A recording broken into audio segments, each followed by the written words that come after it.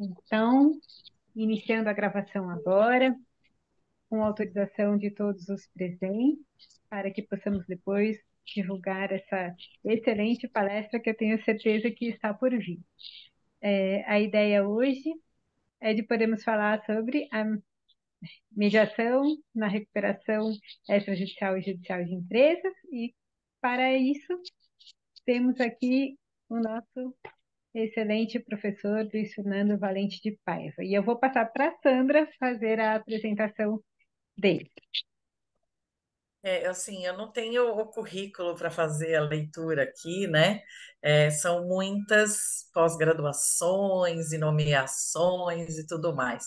Mas, em primeiro lugar, né, o Paiva é uma referência nessa área. Acho que ele é um nome que é um dos nomes, né? Quando a gente puxa os dedos de uma mão para lembrar nomes para falar do assunto, nacionalmente, o nome dele vai ser lembrado por todos que conhecem a área. Presidiu o TMA e com excelência, numa época em que teve tanta modificação e tanto impacto nessa área, com o contexto econômico que a gente viveu e vive, né? E participou aí da redação dessas mudanças, participa do Fonaref, que tem esse olhar para a interpretação dessa lei e para a aplicação dessa lei. Então, assim, acho que referências não faltam, né? É advogado na área, sócio do Pinheiro Neto, exatamente nessa área de reestruturação, de recuperação. Então, a gente não precisaria estar falando nada disso, todo mundo sabe quem é Luiz Fernando Valente de Paiva. Então, e quem não sabe vai dizer que eu tenho razão em dizer tudo isso quando a gente chegar no final. Então, Nando, sinta-se super à vontade. A gente combinou que, né, antes de começar aqui com vocês, né, o Paiva pediu para que vocês se sintam à vontade para trazer perguntas, para trazer um diálogo mesmo sobre o tema, é uma conversa, né, Nando? Isso. E antes de passar a palavra para ele, Sandra, eu gostaria de lembrar que essa Masterclass também faz parte do curso que vamos iniciar semana que vem, o curso de mediação na recuperação extrajudicial e judicial de empresas. Estão todos convidados a participar desse curso. Além do PAEVA, temos também aqui outras pessoas que vão participar, e serão nossos professores, como Alexandre Tella, o Caio César, não sei se tem mais alguém aqui que eu não estou enxergando. E na coordenação, eu, a Alessandra Bonilha, Adolfo Braga, Fernanda Levi, a Sandra e a Soraya. Então, com isso, já estamos aqui podendo iniciar nossos trabalhos. A palavra é com você. Obrigado. Primeiro, boa noite a todos. Gostaria de dizer do prazer de estar aqui nesse bate-papo, retomar discussões sobre esse tema. Eu fiquei um pouco afastado, né, há alguns meses, e retomar nesse foro com essas pessoas tão queridas é um enorme prazer. Não só dos coordenadores, né, das coordenadoras e da Adolfo, né, também coordenador, como das pessoas todas queridas que eu vejo e dos professores, né? Vejo Rodrigo, Caio, enfim, pessoas tão queridas e talvez até talvez não, certamente falar de mediação especificamente muito mais habilitadas do que eu. E a ideia é falar um pouco da minha experiência, qual era o que motivou, né, a introdução da mediação de forma formal na Lei 11.101, e como isso veio se introduzindo ao pouco. Quais eram as dificuldades, qual é a expectativa primeiro da recuperação do CNJ, depois da lei, da aplicação da mediação nos processos de recuperação, tanto extrajudicial como judicial, e processos de falência. E isso, quando a gente fala de experiência, lembrar um pouco o que a gente viveu, o que a gente sofreu, né, Renata? A gente sofreu junto processos, alguns de vocês, nos últimos anos. E qual era, talvez, a primeira dificuldade quando a gente fala de conseguir um acordo, talvez antes até disso, quais os principais objetivos quando a gente fala de mediação em processo de solvência? Talvez o maior objetivo, mais complexo e que tem mais resistência, sempre teve resistência, era a resistência dos devedores, era na negociação do plano. E por quê? Porque o devedor, quando conduz a negociação, e a gente tem ainda uma cultura bastante disseminada a esse respeito, ele divide os credores em vários grupos, os credores nem sempre têm informação, sabe quem são as pessoas envolvidas, e essa divisão dificultava muitas vezes a própria coordenação dos credores nessa negociação conjunta. E a negociação ela é complexa de um plano, né? Porque envolve a primeiro passo, falando um pouco da atuação do mediador, a meu ver, e aí vocês vão ouvir durante o curso com uma propriedade, é qual é a identificação dos grupos de interesse, como é que você agrupa os diversos grupos de interesse, e essa que é a função principal do mediador. E eu me lembro, podemos falar de um caso que a Renata e eu, por exemplo, passamos, né? Era você dar ouvido aos credores, você entender qual é o pleito de cada grupo específico. Porque ouvindo as pessoas, isso pode ser feito naturalmente pelo devedor, mas ouvir alguém independente que tem essa abertura no papel do mediador com confidencialidade, portanto, vai abrir as partes abrem seus corações para falar com quem não tem essa independência, que tem essa obrigação de receber as informações com conflito. É, acho que o primeiro passo, então, é essa identificação do qual é o interesse de cada um. Interesse primordial, quais são os pontos que são inegociáveis, são imprescindíveis, e acho que a mediação tem muito a contribuir nessa dinâmica. Então, só para voltar, quais são os principais pontos em que a mediação é útil no processo de insolvência ou recuperação, processos coletivos de empresas em dificuldades? Então, primeiro, o mais complexo, a meu ver, é a negociação do plano. Mas não para aí. Tem as negociações bilaterais, negociação de verificação de créditos, tem a negociação dos conflitos dos credores, tem a negociação dos credores que estão excluídos dos processos de recuperação, mas que a não inclusão, ou a falta de acordo com esses credores pode inviabilizar a própria recuperação, na medida em que esses credores podem exercer legitimamente seu direito, ir lá cobrar seus créditos à margem da recuperação e acabar inviabilizando a própria negociação coletiva. Então, acho que a negociação ela tem diversos aspectos, e aqui eu apenas elenquei de forma exemplificativa o uso da mediação nesses processos, e ela pode ser tanto extrajudicial como judicial. Ela pode se referir a essas negociações de forma mais coletiva ou as negociações bilaterais. Então, qual era a nossa dificuldade, falando ainda num processo que é da nossa perspectiva aqui da área de recuperação, menos gravoso para mais gravoso? Qual é o desejo, deveria ser o desejo do devedor? Fazer um acordo privado com a sua coletividade de credores, fez aquele acordo privado, todos os credores estão de acordo, muitas vezes, ou algumas vezes, não tem necessidade de você ir a juízo. Aquela renegociação no âmbito privado com o grupo de credores é suficiente, o devedor não precisa ir a juízo, em qualquer forma, seja para homologar aquele acordo, seja para pedir uma recuperação extrajudicial ou extrajudicial. Mas na dinâmica da negociação, e esse é um problema que já existia antes, especialmente da última modificação da lei, é muito difícil você conseguir engajar todos os credores nesse processo coletivo. Então, como é que você consegue engajar os credores? Os credores têm, primeiro, prioridades e agendas diferentes. Nem sempre a velocidade que o devedor precisa é aquela velocidade do credor. O segundo ponto é a própria questão da inclusão de todo mundo. Como é que você consegue, então, incluir todos os credores e como é que você evita que um credor isolado, imagina que você tem 100 credores, 99 credores estão alinhados com aquela negociação, estão até dispostos, eventualmente, a assinar um acordo de inação, ou seja, um standstill em relação a credores, para não mover a ação, mas basta um credor que tem um crédito vencido, eventualmente título protestado, ele pode pedir a falência daquele devedor e inviabilizar aquela negociação coletiva. E ele está exercendo um legítimo direito. A lei possibilita que esse credor entre com uma execução, faça o bloqueio de contas ou, eventualmente, peça um pedido de falência.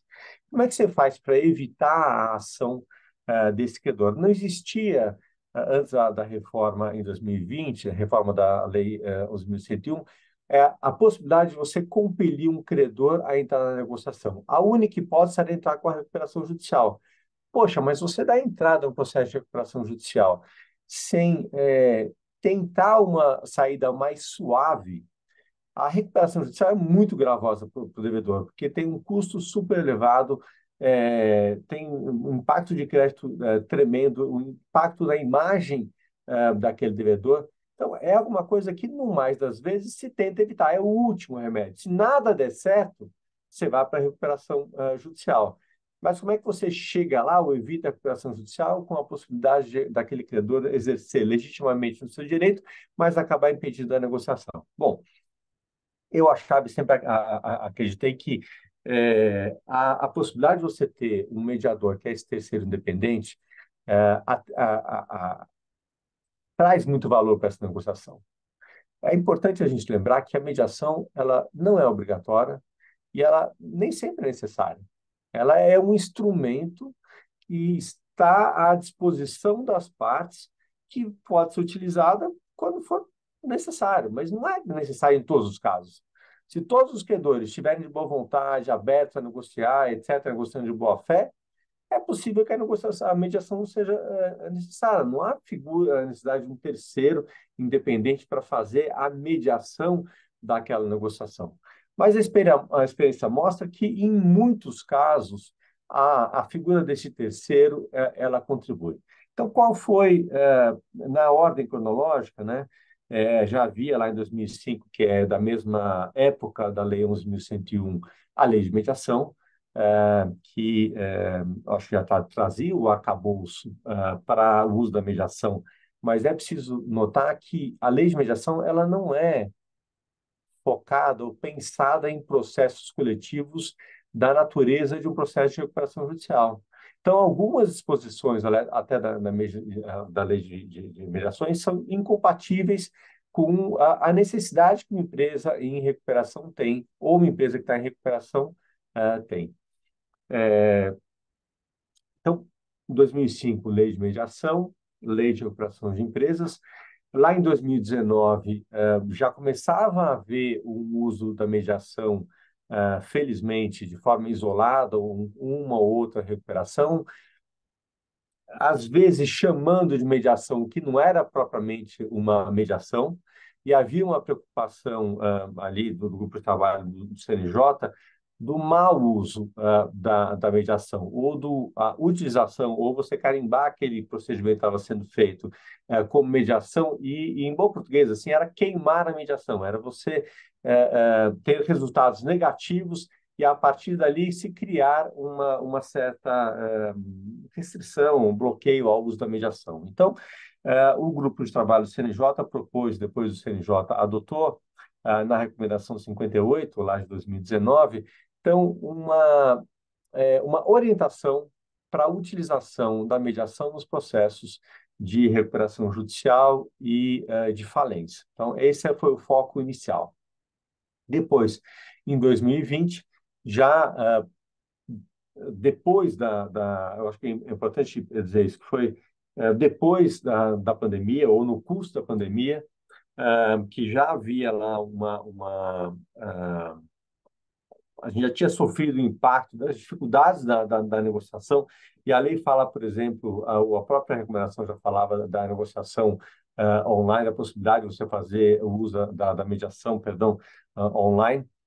Então, houve a reforma tem, lá da 101, tem dispositivos no artigo 20 que tratam especificamente da mediação. E ele cria uma figura nova que a gente não existia, da mediação antecedente. Ou a gente podia chamar um outro nome, que eu até prefiro, seria a mediação preventiva. A mediação que tem por finalidade evitar um processo de recuperação ou judicial ou extrajudicial. Então, esta mediação prevista lá no artigo 20 da Lei 11.101, ela tem por finalidade justamente evitar a recuperação. Então, o devedor pode convocar um grupo de credores, a gente pode aqui daqui a pouco falar quem são esses credores que vão ser envolvidos, mas qual é a dinâmica? Ele vai convocar credores, e aí ela pode fazer uma convocação, uma mediação judicial via um SEJUSC ou essa extrajudicial via câmaras especializadas. Essas duas hipóteses, se ele pretender utilizar um remédio que a gente chama da tutela de urgência, cautelar de urgência. Então, são dois remédios trazidos na Lei 11.101 que, para nós, do âmbito do mundo ali da falimentar, são muito úteis. Então, por meio da mediação antecedente ou preventiva, você convoca credores para fazer uma negociação, e aqui a gente está falando basicamente de negociação de plano, e se houver necessidade, a lei prevê a possibilidade do devedor ajuizar uma cautelar para obter a suspensão das ações contra aquele devedor. Então, se a gente voltar lá atrás, qual era a dificuldade que um devedor tinha para negociar com seus credores? Era aquela a dificuldade que não tinha prazo em andamento, as partes tinham uma velocidade própria, nem sempre você conseguia engajar todo mundo, um credor podia, isolado, podia tomar uma ação e pôr por terra toda aquela negociação individual. O que a lei traz? Uma possibilidade de o devedor ir a juízo, obter uma cautelar e suspender todas as ações, para que essa negociação tenha, enfim, seja bem sucedida e você evite uma recuperação que seja desnecessária. Bom, esta cautelar, o prazo, primeiro, ela não é, eu falar cautelar, depois a gente pode voltar a falar da mediação, mas lembrando que são dois instrumentos que caminham de forma paralela, ou a tutela de urgência cautelar, ela é auxiliar a mediação. Ela vem, na verdade, propiciar um ambiente adequado para aquela mediação. De novo, a mediação, a tutela, perdão, de urgência também não é necessária. Então, o devedor que dá início a essa mediação antecedente não precisa entrar com a cautelar. Ele vai entrar com a cautelar quando? Vai entrar com a cautelar quando ele sentir que há um risco de um credor tomar uma medida, de novo, exercendo legitimamente o direito, mas tomar uma medida que põe em risco aquela negociação. Então, o devedor pode ir a juízo, obter essa cautelar e suspender as ações, mas não é necessário. Falando, então, só primeiro da mediação. O escopo da mediação antecedente, portanto, é fazer essa renegociação coletiva das dívidas daquele devedor. Eu já falei que ela pode ser via um SEJUSC ou câmara especializada. Por que são ou um ou outro? Porque esses são quesitos da lei para que o devedor possa utilizar a recuperação, a tutela de urgência. A lei de mediação estabelece no artigo 128, no artigo 28, perdão, prazo de 60 dias para essa negociação ou a mediação ser concluída. Eu acho que essa é uma daquelas disposições que são inadequadas para um processo de recuperação, mas também nada impede que as partes prorroguem o prazo da mediação. Eu acho que não deveria ser aplicado, mas no limite as partes chegaram a um acordo para que esse prazo seja prorrogado. Essa negociação ela pode ser levada à homologação judicial. Como é que se eu estou na posição do devedor, como é que eu penso o processo de negociação? Primeiro, naturalmente, eu vou fazer uma negociação privada, que eu não preciso envolver um centro de mediação. E pode ser que, se for um grupo pequeno de credores, aquilo funcione bem. Mas em alguma circunstância eu vou identificar, poxa, é difícil essa coordenação com os credores, a interlocução com os credores já está muito desgastada.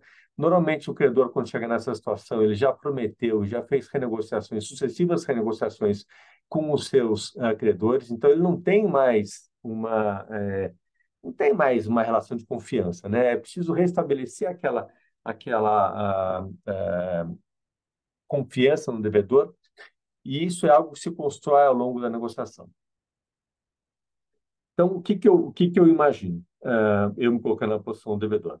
Eu tento aquela negociação privada, vejo que tem alguma dificuldade, bom, acho que aqui não vai ser um bom caminho, preciso fazer uma negociação coletiva, organizada, acho que é importante trazer alguém independente, e então faço esse pedido via Sejus, que é o caminho especializado da instauração, e a lei de falências fala em instauração de um processo de mediação.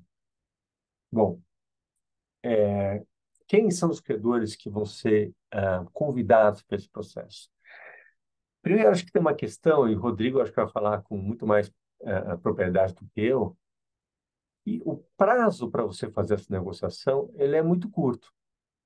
Imagine que você tenha centenas ou milhares de credores. A pergunta é, eu sou obrigado a convidar todos esses credores para participar da mediação? Eu entendo que não. A lei não exige que o devedor procure ou negocie com todos os seus credores no processo de recuperação. Mesmo quando a gente fala de recuperação extrajudicial, que daqui a pouco eu posso dar um pouco o que que é uma recuperação, a definição da extrajudicial, mesmo quando eu falo de uma recuperação extrajudicial, eu não preciso procurar todos os credores. Eu vou procurar quem? Aqueles credores na estratégia de negociação que são necessários para eu obter, se eu já estiver pensando numa recuperação, eu ter o quórum para homologação daquele plano, seja na forma de uma recuperação extrajudicial ou judicial. Então, na minha visão, e eu acho que ao longo do curso vocês vão ter oportunidade de debater isso, eu não vejo, primeiro, obrigatoriedade, depois necessidade, depois também não acho que é estratégico você incluir nesse pedido de negociação a totalidade dos seus credores. É, tende a ser inviável ou tende a tornar inviável essa mediação no curto espaço que a lei estabelece. Mas qual o efeito, né, de saber quem é que você vai incluir? O efeito está relacionado a aquela. Se você tiver necessidade de entrar com a cautelar para obter a suspensão das ações, quem é que está sujeito a esta suspensão das ações? E a doutrina se divide, a lei não é muito clara, porque a lei fala que, em tese, suspende para todos os credores, que eu acho que é uma interpretação equivocada. Porque aqueles credores que não estarão sujeitos àquele plano que está sendo negociado não deveriam ter o seu direito de ação suspenso. Mas isso é uma possibilidade. Outro aspecto, quando a gente fala do universo de credores que vai ser incluído nessa mediação, eu acho que é possível, sim, incluir credores extraconcursais. Porque se você pode incluir numa mediação depois só com esse grupo, por que não já incluir nessa negociação coletiva? Eu acho que é útil. E mais do que isso, tende a ser, dependendo dos casos, imprescindível, necessário. Você vai ter que negociar com esses credores em algum momento. E isso, então, quem é que você pode incluir? Eu acho que o devedor pode incluir esses credores, não é obrigado a incluir.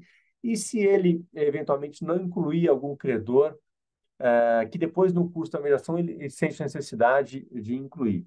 Eu acho que a lei tem que ser interpretada de uma forma mais abrangente, pensando nos seus princípios. Eu não vejo impedimento para que este devedor, com a concordância dos credores que já aceitaram o convite e participam na mediação, amplie o escopo, ou seja, inclua mais credores nesse processo de mediação antecedente e, portanto, também possa ampliar o objeto da sua cautelar ou até entrar com uma nova cautelar para suspender o direito de ação ou as execuções desse credor que é incluído na mediação depois da sua instalação. Eu acho que isso é possível, mas eu tenho que confessar que eu acho que essa é uma interpretação mais flexível, nem todos pensam dessa maneira.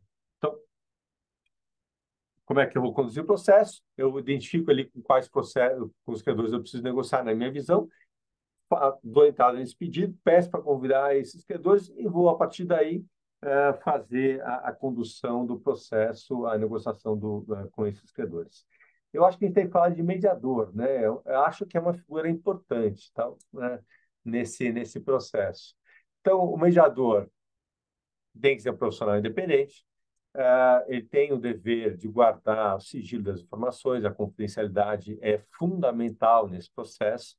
Por isso que, e aí na recomendação do CNJ, surgiu primeiro na recomendação do CNJ já a identificação de que o administrador judicial não pode ser o mediador, e há naturalmente um conflito. Então, imagine que está falando de uma empresa com dificuldades financeiras que pode entrar com uma recuperação, depois pode vir a falir. Se, se tudo der errado, essa empresa vier a falir, quem vai representar essa devedora é o administrador judicial. Então, a meu ver, e Débora já te dou a palavra um segundinho, a meu ver,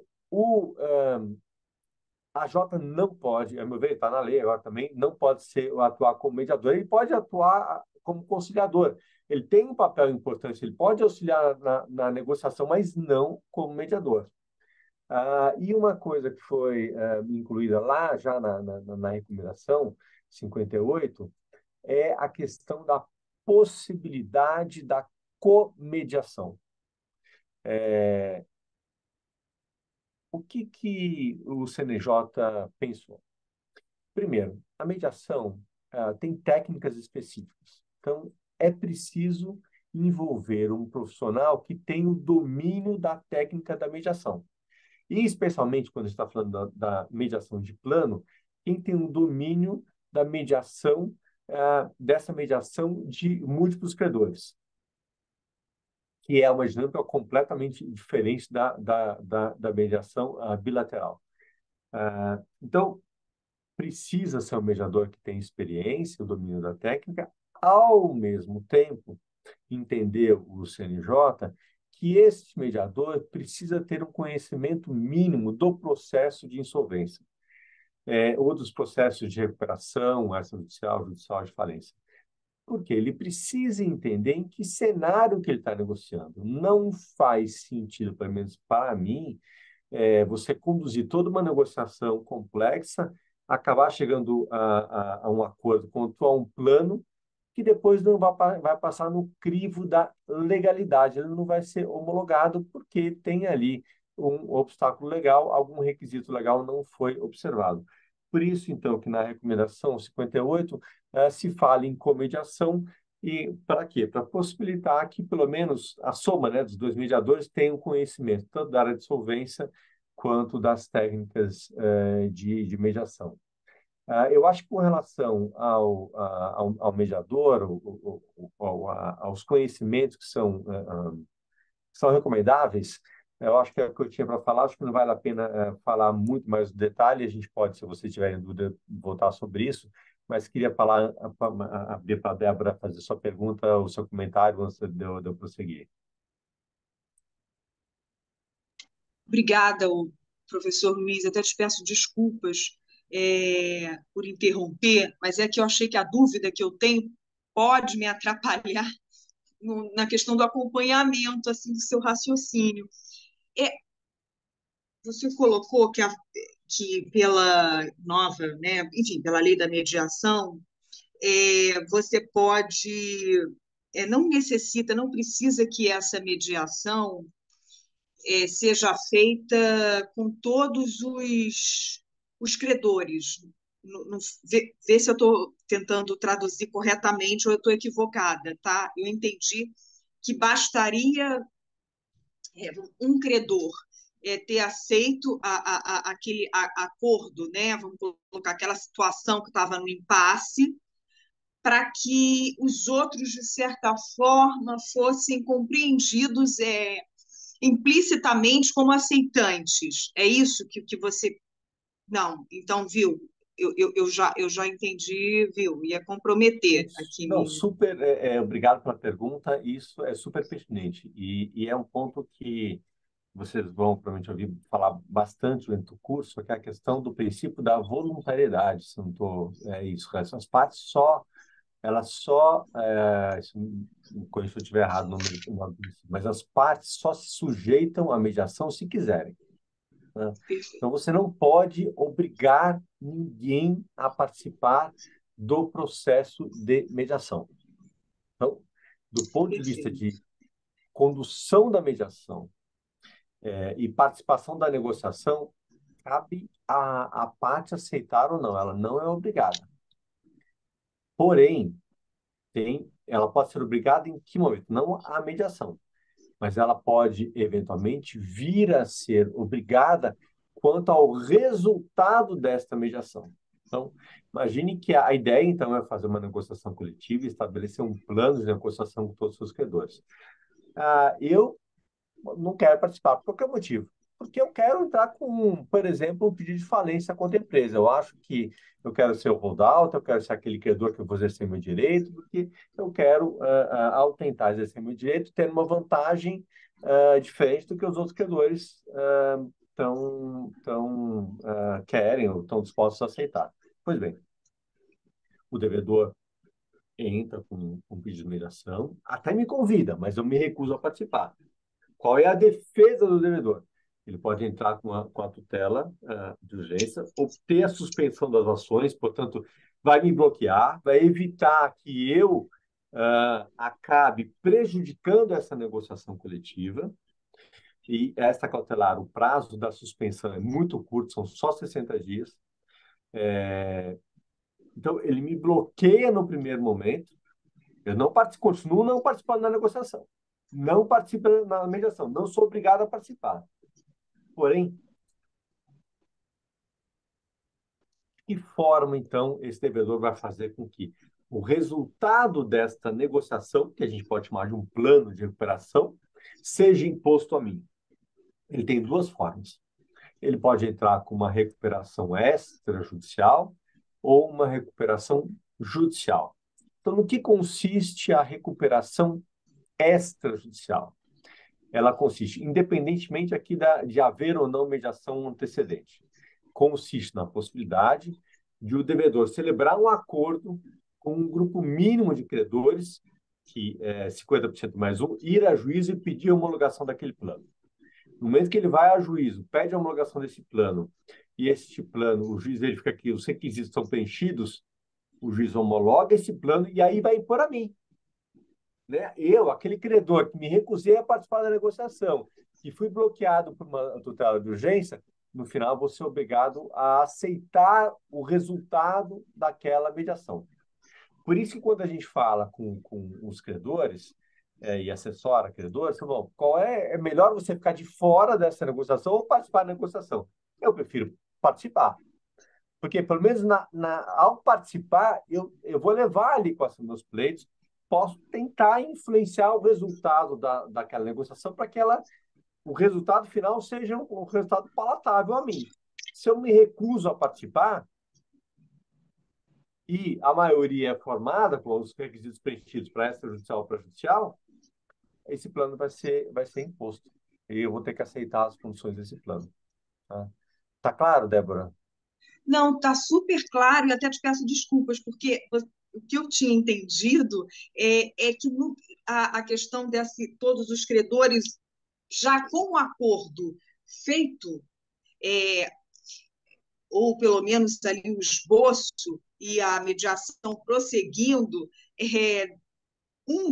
enfim, bastaria um deles ter a sua chancela e os outros não precisariam, porque já seria implicitamente tido como tácito. Você me desculpe, até por conta da questão do consentimento assistido.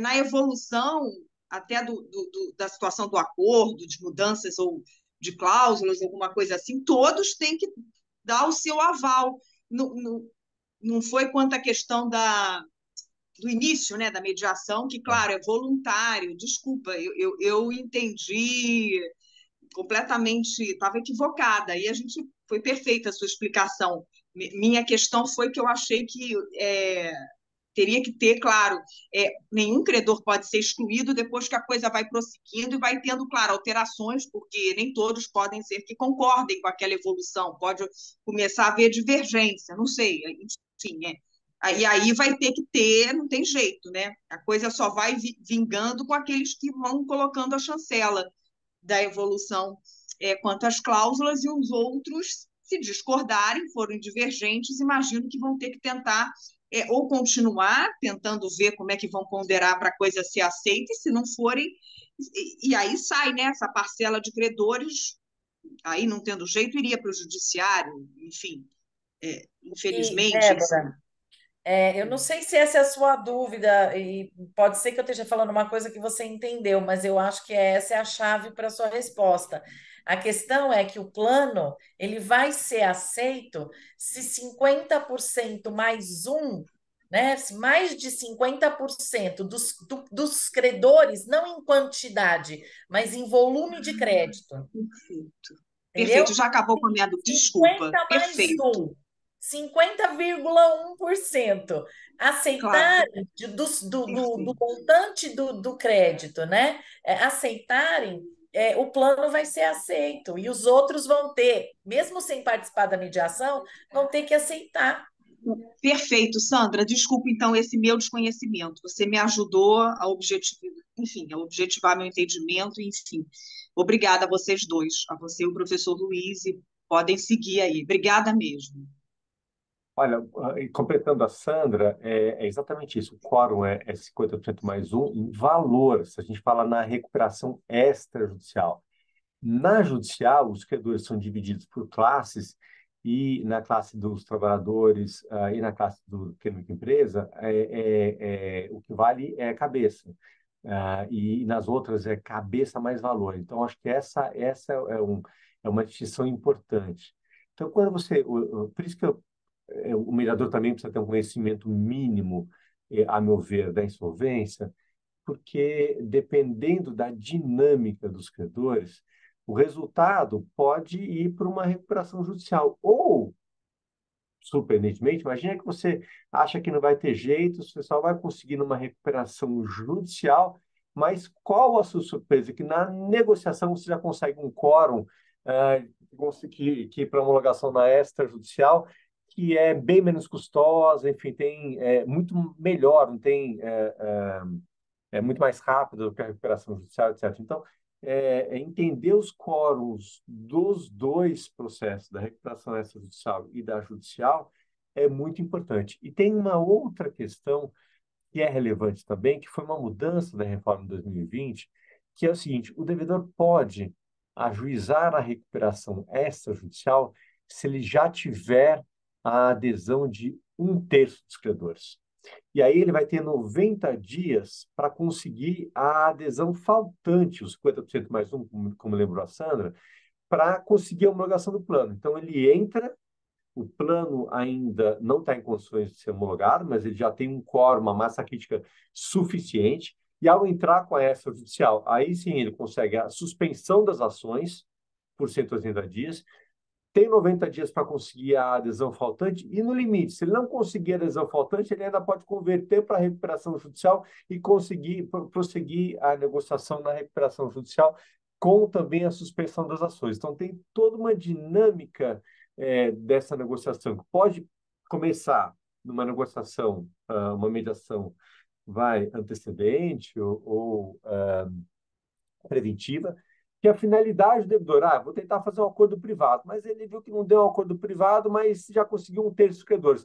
Então, entra com a extrajudicial, claro, tem que preencher os requisitos, tem uma série de questões aqui que eu não vou abordar, porque são mais profundas, mas ele já consegue aquele um terço, daí tem 90 dias para concluir aquela negociação, não deu certo, ele pode ainda para a judicial e concluir a negociação na recuperação judicial. Então, tem uma dinâmica aí da composição dos credores, mas o fato é que os credores só estarão obrigados ao plano aqueles que não aderiram. Claro que aqueles que aderiram, eles estão obrigados, aí depende da redação do contrato, que é o plano que é um contrato, mas normalmente já eles estão já sujeitos a partir da assinatura, mas é uma disposição contratual a partir de que momento eles estão sujeitos. E na negociação, eu costumo falar isso em aulas de negociação, né? Mas eu acho que vale a pena pontuar isso. Qual é a maior dificuldade que a gente tem quando está negociando com o credor? É obter o sim, né? Então, quando você obtém esse sim desse credor, eu costumo dizer que você precisa amarrar esse sim de todo e qualquer jeito. O que eu estou querendo dizer com isso? É que para o devedor, se a essência daquela negociação não mudar, tanto faz para ele ou pode tanto fazer para ele aquele ficar um acordo no âmbito privado sem ir para a recuperação judicial e ser homologado como uma recuperação extrajudicial ou uma recuperação judicial. Por que eu estou dizendo isso? Porque na negociação, ou no termo, ou no plano que for consensado ao final, eu incluiria essa disposição que a concordância do credor tanto faz se esse plano ficar apenas no âmbito restrito, se for uma extrajudicial ou uma judicial. Porque imagina só, esse credor chegou com 49% lá na extrajudicial. Ele entrou com um terço, continuou negociando, chegou a 49%, não deu. Daí ele precisa converter em recuperação judicial, falta 1% só. Imagine se apagasse todas aquelas adesões, ele precisasse recomeçar toda a negociação. Então, se na essência do plano, daquilo que está sendo oferecido para os credores, e não só para ele, mas todos os credores, a essência da negociação não mudar, poxa, seria uma pena você perder todo esse caminho percorrido por uma falta de disposição como essa, né?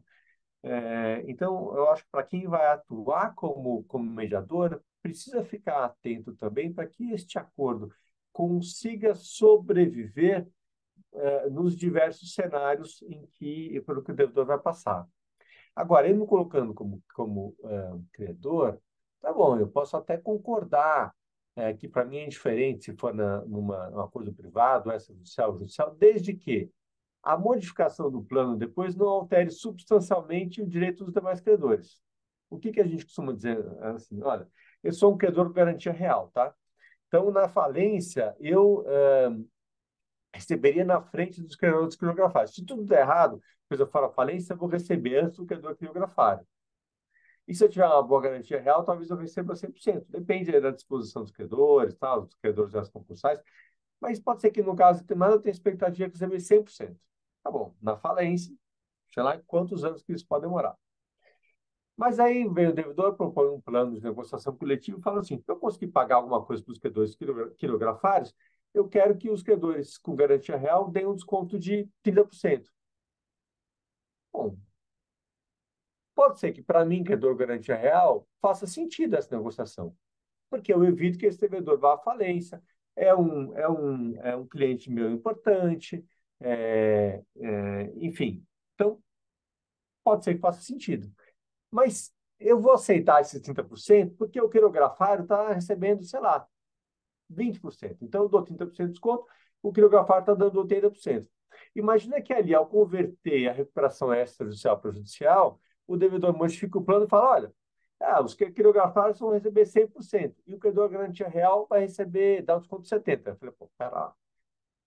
A concessão que eu tinha feito tinha certas premissas. A premissa era que o quirografário ia receber menos do que eu. Se mudar, isso para uma mudança substancial do plano, se mudar substancialmente, eu retiro a minha adesão. Então, você amarrar essa adesão, independentemente se é um acordo privado, extrajudicial ou judicial, também depende de você fixar quais são as premissas em que aquela adesão está sendo dada. Porque se houver uma mudança daquela premissa, poxa, é razoável, justo, esperado que o credor possa retirar a sua adesão, né? Então, entender essa dinâmica, saber que o plano... Isso é uma outra questão da dinâmica da negociação. É muito difícil a gente saber, na partida, quais são todas as condições que vão ser aceitas por todos os credores. Então, imagine que você está negociando, já chegou de novo no mágico número dos 49%, mas falta um credor. Poxa, aquele credor que é relevante para você chegar nos 50%, ou é um credor, sei lá, garantia real, que também é importante, ele vem no final dessa negociação, não é no final, já costurado 49% dos credores, e ele vem e peça uma disposição que se aplica somente a ele. E, Renato, eu lembro tanto das nossas conversas, né? Porque tinha lá, num caso específico que a gente trabalhou, os pecuaristas tinham uma questão que era específica para eles e que não mudava rigorosamente nada para os outros credores. Mas para ele, e a importância da mediação, importante do mediador conseguir entender separar os grupos de interesse, entender quais são os players de cada um. Para aquele grupo, precisava ter uma modificação específica, que era quase uma disposição meramente contratual, para evitar um efeito num outro contrato deles, que não mudava na essência para todo o resto. Então, imagina, de novo, voltando ao ponto, cheguei com adesão de 49%. Naquele plano, com essa disposição, etc. Mas aí, aqui eu consegui aqueles 2% que faltam, 1% mais um, né, credor,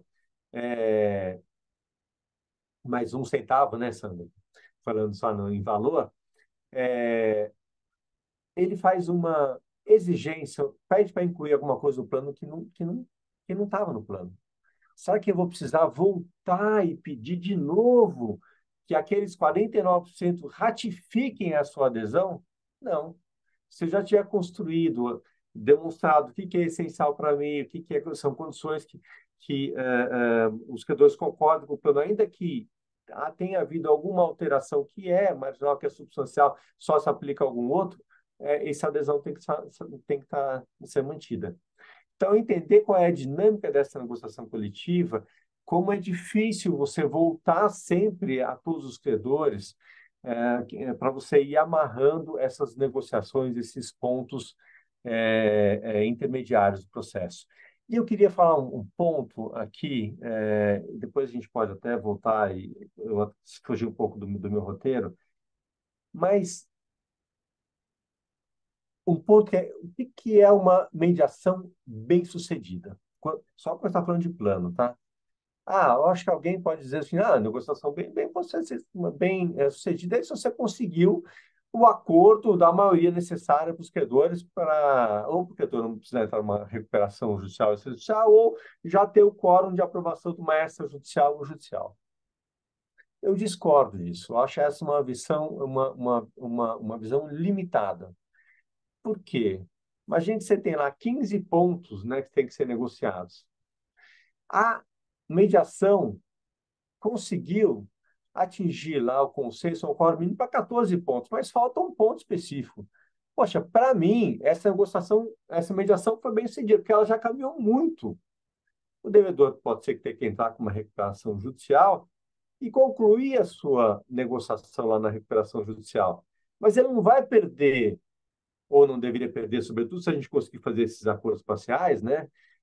Ou fixando essas premissas, ele não vai perder todo o caminho que já foi trilhado na mediação, ou todos os obstáculos que já foram superados na mediação, nessa aproximação das partes, nessa diminuição do grau de animosidade, etc. Então, acho que a mediação, ela, na minha visão, ela pode ser considerada bem-sucedida, ainda que o resultado final não seja a obtenção do quórum para para um plano de recuperação extrajudicial ou judicial.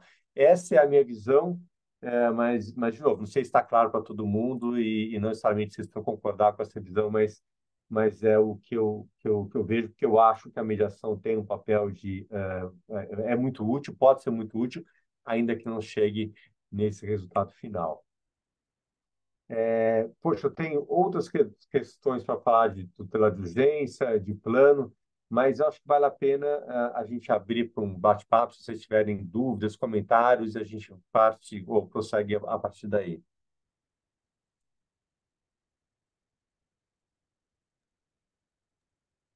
Obrigada, Nando, por esse overview, né?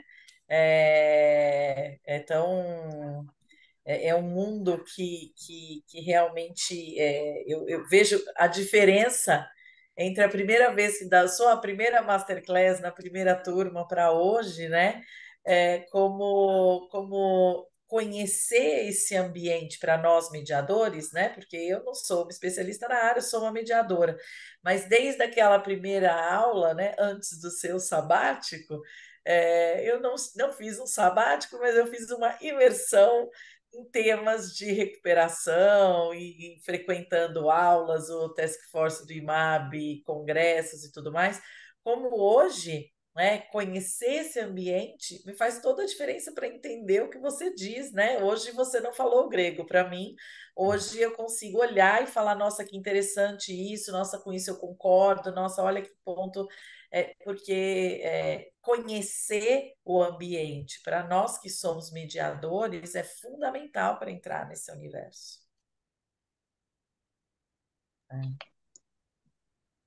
Sandra, Eu queria. acho que eu já li, Sandra, artigo seu e da Ana Luísa, pode ser, sobre mediação. Vocês fazem parte das práticas colaborativas, não fazem também? Você também é formada em práticas, habilitada. Ah, eu também. Eu até, Foi, inclusive, vi essa grande oportunidade nas práticas E divulgadas. escreve, Eu já li coisas é, bem interessantes sobre meu, vocês duas, artigos. foi com a Felícia. a Felícia É, escreveu, Eu e a Isso Felícia, a Felícia que mesmo! escreveu eu sobre escrevi isso. junto com a Felícia. Ah, então foi isso. isso, muito interessante. E achei assim, não conhecia o professor Luiz Valente, excepcional aí a apresentação dele. E assim, gostei dele ter falado sobre essa questão, né, da mediação como uma transformação. A gente às vezes não vai alcançar mesmo aquilo que a gente pretende, né?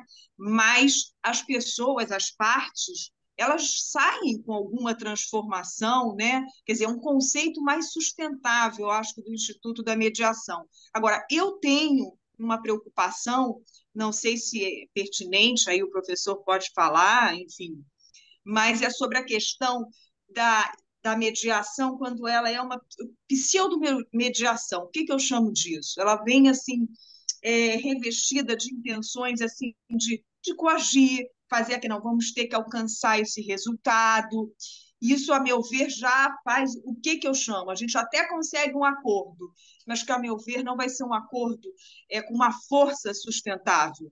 A qualquer momento vai acontecer uma divergência, porque aquele acordo foi forçado, não foi feito com protagonismo e com a compreensão assim das partes, né? E lá na frente, em pouco tempo, vejo grandes chances de se transformar num litígio. Não sei se eu estou assim equivocada, me corrijam. Quero, se puder pegar o seu gancho e falar de duas coisas, mas disso que você mencionou, mais duas outras coisas, que eu estou relendo aqui as minhas notas para o nosso bate-papo, eu acabei esquecendo de falar. Primeiro, a questão da boa-fé, né?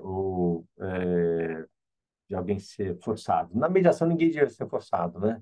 E na própria recuperação extrajudicial ou judicial. Às vezes, os credores acabam aceitando por circunstâncias, e quantos casos a gente não aceita, porque ele fala, bom, qual é o cenário? Ah, se for a falência, é melhor aceitar qualquer plano do que ir à falência. Mas isso tende a decorrer mais, a meu ver, da situação prática do que fática daquele caso, do que propriamente, enfim, de uma ou algum tipo de coação, etc. Acho que isso não existe, né? Acho que não pode, a gente pode aceitar que no ambiente de mediação vai ter quer dizer, você ah, compelido a aceitar. Ele tem a faculdade de ficar fora. Mas aí ele pode ser, por isso que a empresa vai para a recuperação extrajudicial ter a homologação para impor a ele, mas ele não é obrigado a aceitar algo que não quer. Agora, de outro lado, falando do uso da mediação com a fé, alguma coisa que a gente já viu mais recentemente é o devedor que entra com a mediação, de fato, ele só quer ganhar tempo. Ele não quer negociar, ele vai, só para ele ganhar mais 60 dias, pelo menos.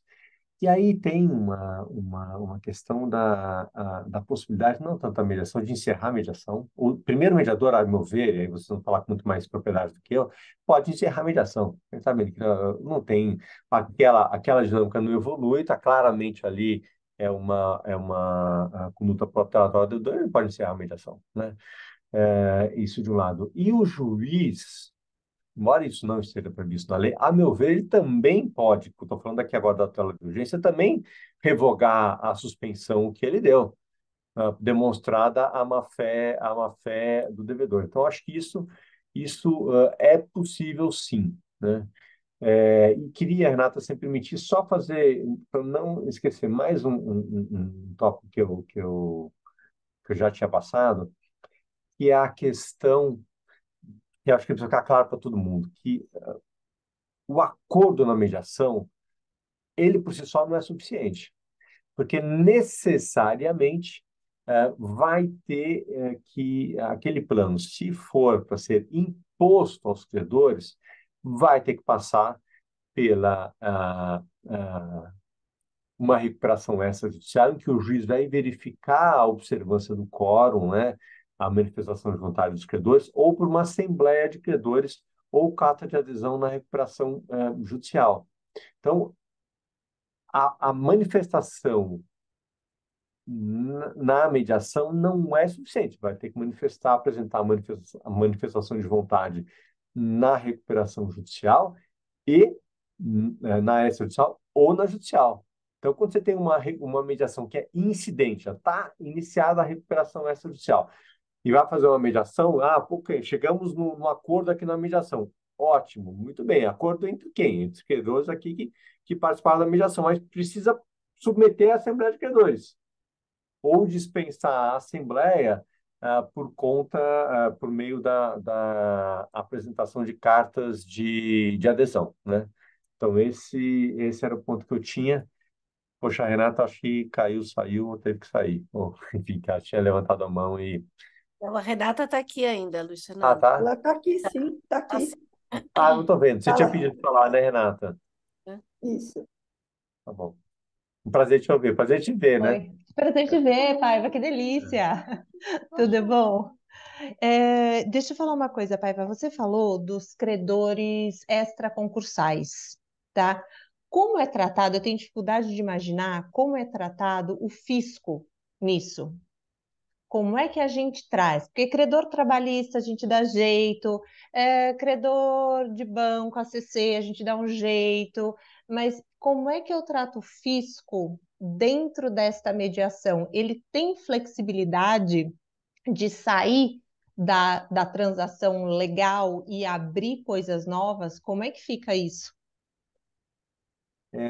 Acho dois comentários com relação a isso. O primeiro, não é a minha especialidade a mediação com o fisco, mas eu já ouvi em outras discussões que o fisco tem se manifestado favorável e também até participando de mediação, embora o processo de envolvimento do fisco e transação do fisco é muito próprio. Então, tem lá uns requisitos legais, ele vai ter que submeter a um parcelamento, a uma negociação, uma transação com o fisco, e que tem normas bem mais benéficas do que existiam antes, né? Então, hoje há a possibilidade, o fisco pode até fazer a análise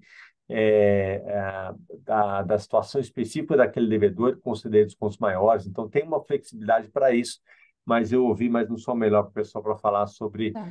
envolvimento, a mediação, envolvimento do fisco na mediação. Mas o que eu vi é que ele já vem, mais de novo, a mediação não vai obrigar o fisco. A Sim, recuperação extrajudicial e tampouco a recuperação judicial irão obrigar o fisco. Então, ele pode participar na dinâmica, mas é uma negociação completamente separada. A formalização do acordo com o fisco é completamente separado, né? Enfim, mas isso é legal. tá. Alessandra, Ótimo. Obrigada. Ai, que saudades. Que bom te ver aqui. Se igualmente. não tiver ninguém, outra pessoa, eu cedo o meu lugar para qualquer outra pessoa que queira falar na minha frente. Mas, enfim, eu queria trazer um pouquinho dessa ideia da mediação, que eu adorei, da gente falar em mediação preventiva, em vez de mediação antecedente, porque isso tem sido algo que eu tenho comentado bastante para as rodas aí dos advogados, e a gente recentemente teve o congresso do CMR, e lá mesmo a gente falava disso. Então, duas situações. Uma que você acaba de comentar, o Marcelo Perino, eu tive um painel com ele, até estava o Adolfo, e ele trazia essa questão dos advogados que usam a mediação antecedente para demorar, mas nem sempre você, às vezes, como mediador, consegue ter uma clareza do quanto aquilo, né? Não é assim muito fácil você ter aquilo como o quanto que aquilo está, até porque é tudo muito rápido. Claro, quando é logo de cara, você percebe, você consegue. Só que, às vezes, você tem uma câmara envolvida. na situação, só para contextualizar, né? Nem sempre você é nomeado ali pelo juiz, às vezes tem uma Câmara, só para contar aqui a história quando ela fica completa. Mas, por outro lado, eu queria também dividir aqui algumas outras situações que têm acontecido, é justamente isso, que o que tem acontecido e tem se percebido é que eles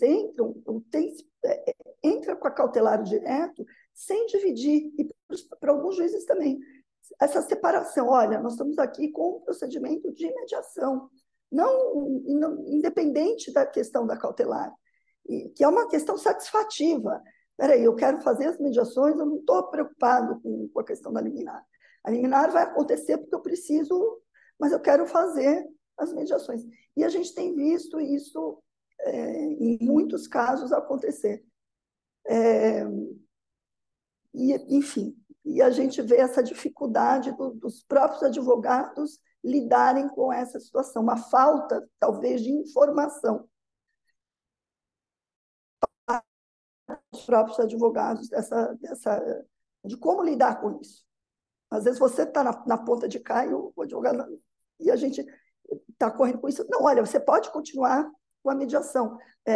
Acabou o efeito, mas se as partes quiserem continuar trabalhando, você pode continuar, mas isso não fica muito claro. Eu acho Entende? que para mim 3 comentários aí do seu, Alessandra, que foi muito bom. Primeiro, né, só para lembrar e enfatizar, não é pelo fato de que o devedor deu entrada, pediu uma instalação de uma mediação que ele precisa entrar com a cautelar.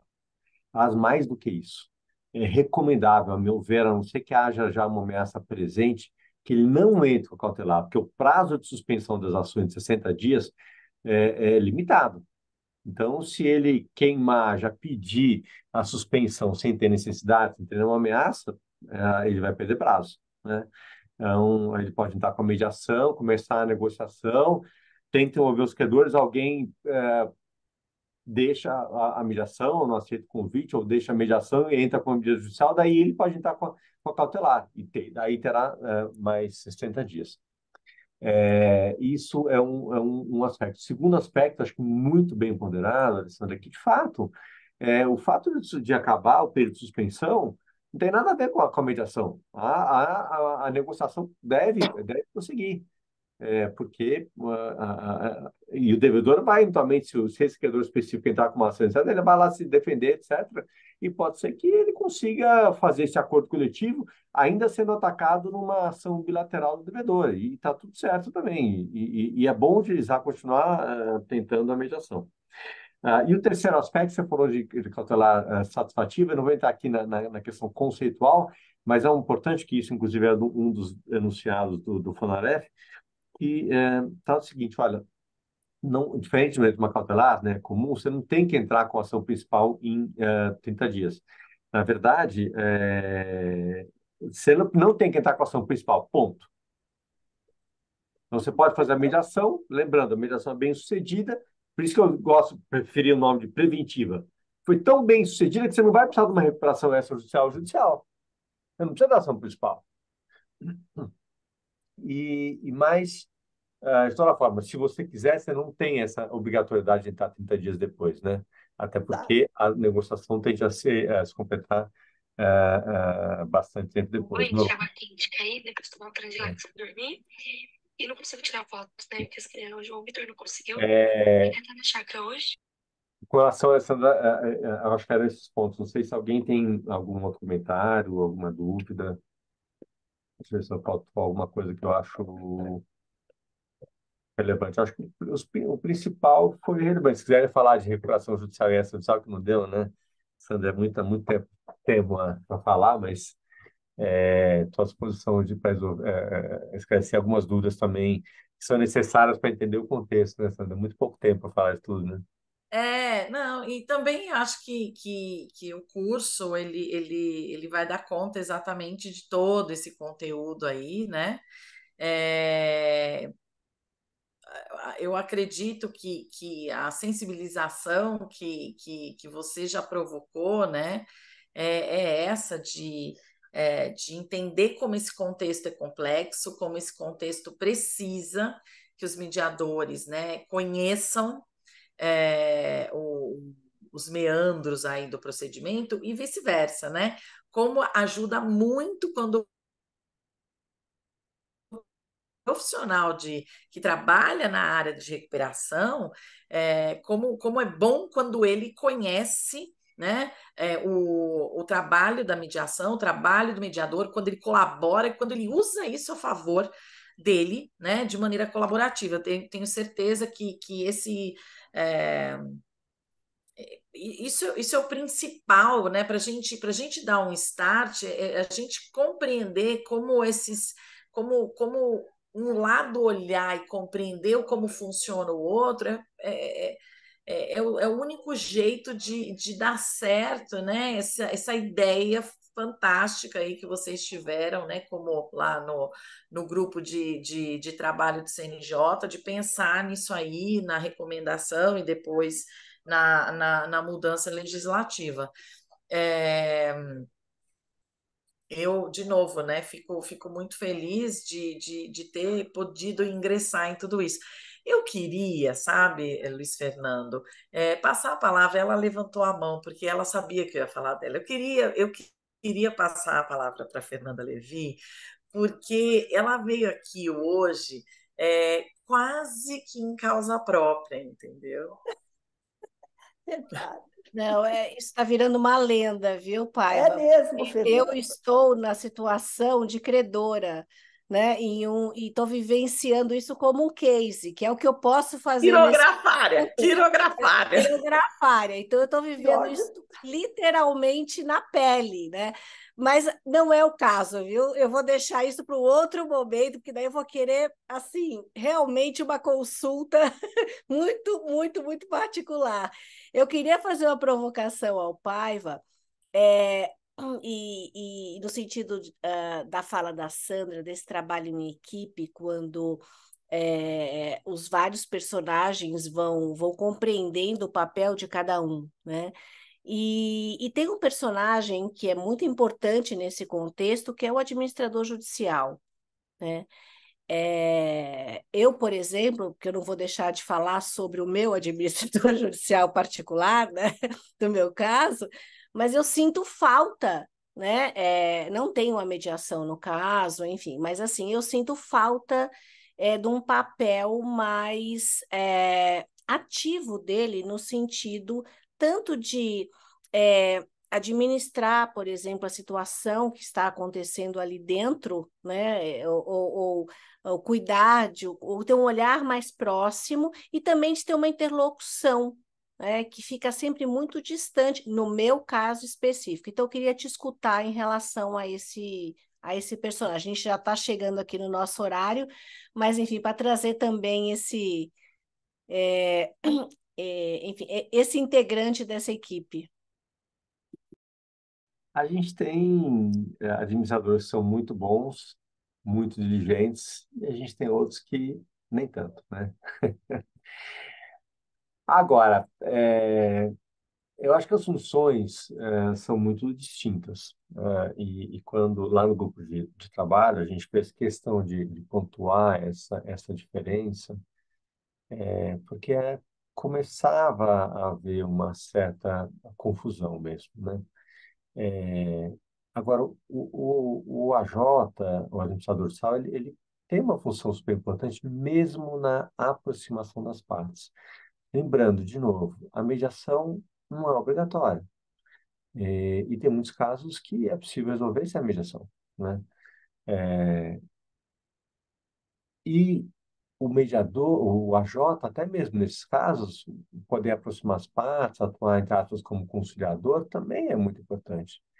Agora, mesmo na mediação, como apoio do mediador, ele também pode exercer esse papel. Agora, a participação dele não é obrigatória, na mediação, e mais do que isso, eu acho que o mediador tem que ter um cuidado muito grande, em que posição ele coloca o AJ, por conta do conflito de interesse, por conta do conflito, da posição que amanhã ele pode estar numa posição que vai receber aquelas informações e vai ter que usar.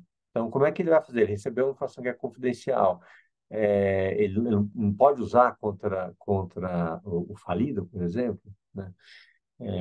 Então, acho que tem um certo cuidado do mediador nesse envolvimento do AJ para não colocá-lo nesta posição de conflito. Mas eu acho como apoio é fundamental. E apoio também, lembrando mais, de novo, voltando àquela questão, eu acho que a Sandra colocou também, como os trabalhos se complementam, os conhecimentos se complementam, o administrador judicial também pode auxiliar o mediador para entender o contexto de uma questão específica, qual é o impacto daquela questão num plano de recuperação, por exemplo. Então, eu acho que esse apoio é muito útil. E o administrador, poxa vida, espera-se que ele tenha experiência na área de insolvência, né? A não ser por poucos mediadores, mas a tendência é que o mediador tenha mais experiência nessa área do que o mediador.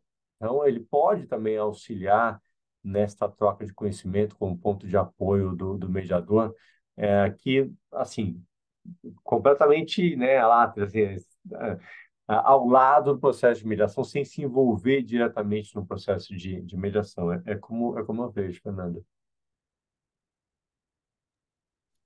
Perfeito. Alguém tem alguma questão que gostaria de colocar?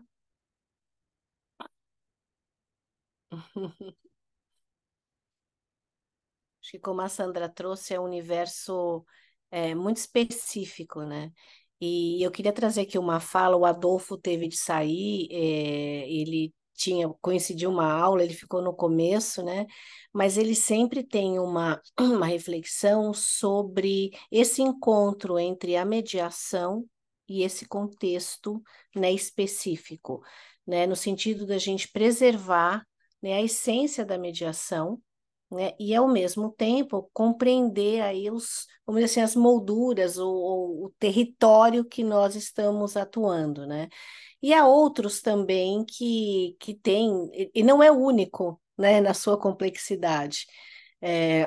Agora, os seus, vamos dizer assim, as suas particularidades, como ele é extremamente regrado também, né, eles podem impactar enfim, como a Renata trouxe, ou como você mesmo trouxe, na eficácia, né, a Débora fez referência, na própria eficácia jurídica, ou na construção, né, de todo um cenário que está sendo realizado durante esse processo e que pode, enfim, em determinado momento ter sido em vão, né, ou pelo menos não ter atingido o seu objetivo maior em razão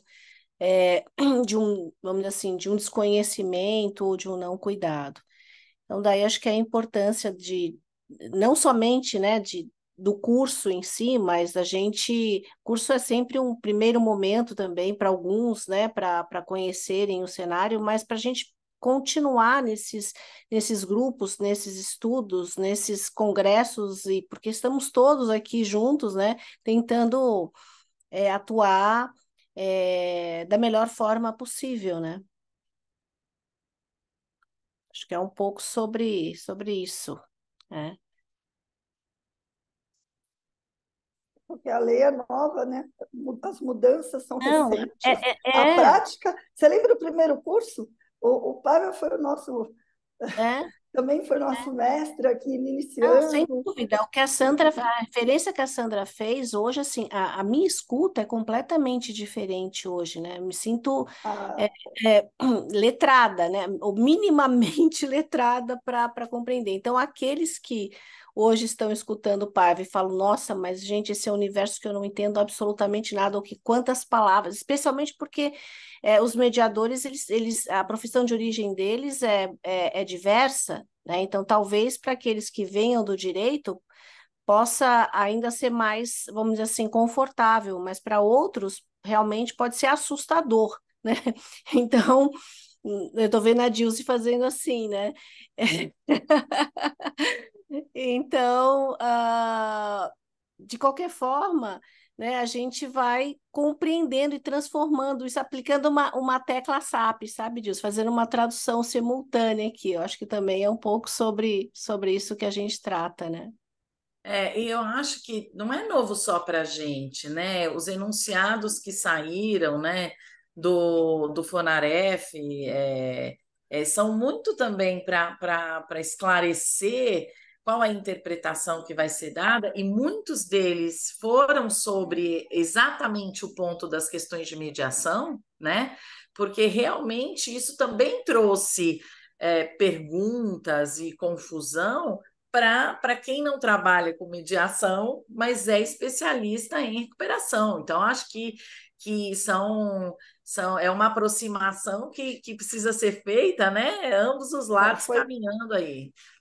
foi nesse E sentido, né? Não sei se você tivesse terminado. Eu ainda tenho tempo de fazer uma pergunta. Faça, faça. Boa noite a todos. Eu tenho duas perguntas ao professor Paiva.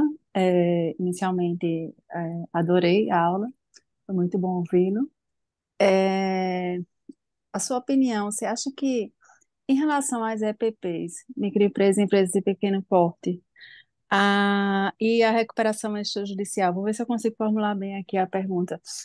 A mediação, você acha que a mediação poderia ser interpretada, né, como um novo motor, como uma nova força para esses institutos, considerando aí a reforma da lei? Não diria especificamente as CPPs, né? Mas eu acho que tem, talvez quando você fala em empresas de menor porte, que tem talvez não tenha tanto apoio especializado. Eu acho que nesses casos, o mediador pode fazer mais a diferença, né? Porque é alguém ainda mais que já conhece essa mecânica. Deixa eu talvez reformular, e pode ser talvez uma premissa muito equivocada e quem sabe até preconceituosa, mas ah, eu acho que pode haver a tendência, em casos de menor porte, de você ter profissionais menos especializados. E aí, com profissionais menos especializados, talvez tenha uma dificuldade deles também entenderem a dinâmica disso que a gente está falando agora, né? Desses acordos coletivos, como é que você consegue chegar para uma homologação ou imposição da maioria.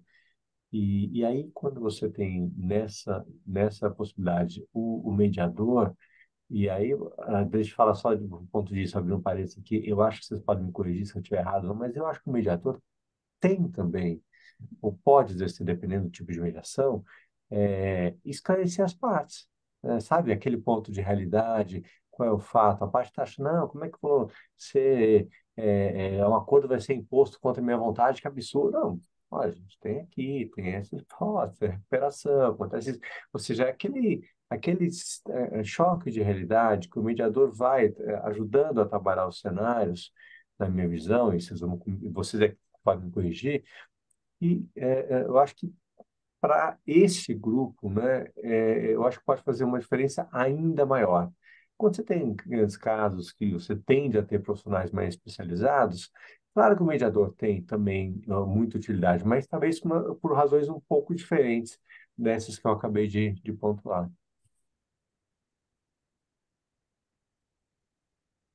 Emanuele, você tinha a segunda pergunta ou ela está contemplada? A gente tem alguns minutinhos aqui.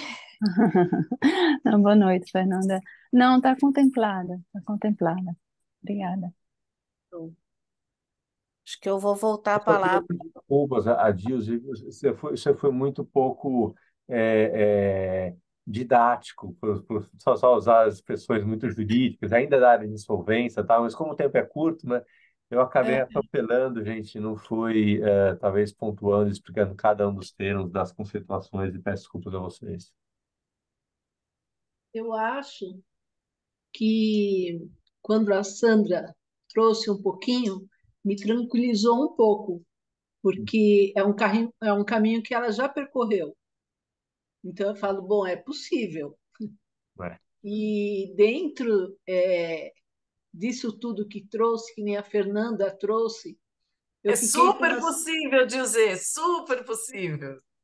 Então, quando a Fernanda trouxe, né, não é um caso dela, que ela depois faria uma consulta melhor, eu ouço muito assim dizer de casos, fulano, protestei o fulano, mas o fulano tem um monte de coisa já. É uma empresa, mas a hora que vai pesquisar tem um monte de processo, pessoas no mesmo embolo. Como, como isso acontece? Como a gente consegue conciliar tudo isso? Me fiz clara? Eu acho que nós, quando a gente fala de plano, a gente está falando fundamentalmente de acordo coletivo, né? O pressuposto é isso, né? Que o devedor tem já uma série de problemas, títulos protestados ou não, mas é esse cenário que a gente trabalha. E eu acho que a beleza desse trabalho, da mediação, é justamente conseguir entender desse grupo de credores, poxa, mas qual é o interesse de cada um? Qual é a origem do crédito de cada um? Então, como é que você pode eventualmente dar um tratamento diferenciado para cada um deles, que tem limites legais para isso? Porque o cobertor é curto, então como é que você vai conseguir ali encaixar todo mundo dentro daquele, né, daquele cenário? E acho que essa é a grande arte. Esse é o meu maior prazer na atuação nessa área é justamente esse, é conseguir identificar os interesses, ver de um lado qual é a possibilidade do devedor e como é que você vai acomodando os interesses. É um jogo de xadrez, é um quebra-cabeça aí bem complexo, mas esse é o nosso desafio. E daí, Deus, entender a dinâmica do processo, né? É, é, eu acho que é possível, sim, eu tenho a confiança que é possível, mas requer ainda um conhecimento também dessa área de solvência para entender quais são as partes envolvidas, até a própria terminologia, por exemplo, que é um querador quirografário, sabe? Você tem uma série de denominações e características das pessoas envolvidas que você precisa entender, porque nessa dinâmica da negociação você vai ter que encontrar ou ajudar as partes a encontrarem, na verdade, as soluções que minimamente atendam a todos, né? Ninguém vai ficar plenamente satisfeito, mas o que a gente busca é que todos fiquem minimamente satisfeitos. Obrigada. Obrigada, Luiz Fernando. Não, e voltar a minha fala no sentido de que é um tema tão complexo, né? E você traz de uma forma muito acessível, ainda que algumas palavras soem ou não sejam conhecidas, né, para algumas pessoas que não são da área. Mas justamente, quer dizer, é muito difícil, eu acho que isso retrata, é muito difícil você atuar nesse contexto sem ter essas traduções, né? E essas traduções são possíveis para aqueles que não são do direito, né? É conhecer vamos dizer assim, esse tabuleiro, né? E as peças ali que estão jogando nesse jogo de xadrez, né?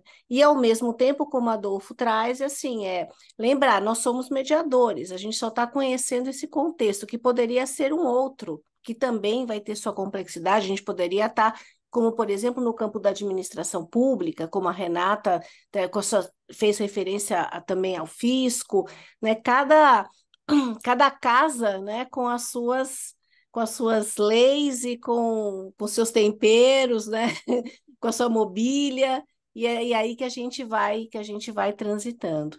Então, assim, a gente está chegando aqui na nossa hora. Paiva, eu queria muito te agradecer, né, pela sua generosidade, né, pela gentileza em compartilhar o seu conhecimento conosco, né, sempre é uma alegria, uma honra, né, estar aqui com você, né, e poder perceber o quão bem a mediação tem sido tratada, né, por pessoas como você. Muito obrigada. Quero Obrigado. agradecer também, viu, Paiva? Deixa eu agradecer aqui também, porque ter você aqui com a gente é um privilégio para poucos, mas é um privilégio ter você aqui com a gente. Agradeço demais. Ana, você quer Obrigado falar? pelo convite, pela gentileza, por esse bate-papo. É sempre um prazer e uma oportunidade de encontrar pessoas queridas. Então, é muito bom. Muito obrigado, gente. Muito bom. Muito bom, então, agradeço em nome aqui de toda a equipe que está organizando esse curso, em nome da Audi também. Como é importante a clareza, como é importante a clareza e transmitir com clareza.